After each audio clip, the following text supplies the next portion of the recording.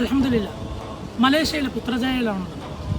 എൻ്റെ പിന്നിലാവട്ടെ മലേഷ്യയുടെ സിംബലായ പുത്ര മോസ്കാണ്. കഴിഞ്ഞ 12 ദിവസമായി ഇവിടെ 1000-ലധികം വിദ്യാർത്ഥികൾ 15ഓളം ഷെയ്ഖന്മാരിൽ നിന്നായിക്കൊണ്ട് സ്വഹീഹുൽ ബുഖാരി മുഴുവനായി പാരായണം ചെയ്യുന്ന ഒരു പുണ്യമാക്കപ്പെട്ട മജ്ലിസ് നടന്നുകൊണ്ടിരിക്കുകയാണ്.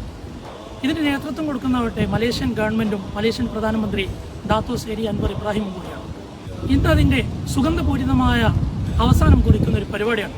അതിന് നേതൃത്വം കൊടുക്കാൻ ഡാത്തോ സേരി അൻവർ ഇബ്രാഹിം ക്ഷണിച്ചതാവട്ടെ കഴിഞ്ഞ 6 പതിറ്റാണ്ടായിക്കൊണ്ട് നിത്യവും 1000-ലധികം വിദ്യാർത്ഥികൾക്ക് സ്വഹീഹുൽ ബുഖാരി ദർസ് നടത്തുകയും 10,000-ഓളം അധികം പണ്ഡിതന്മാരെ വാർത്തെടുക്കുകയും ചെയ്ത സുൽത്താനുൽ ഉലമ കാന്തപുരം ഉസ്താദിനെയാണ്.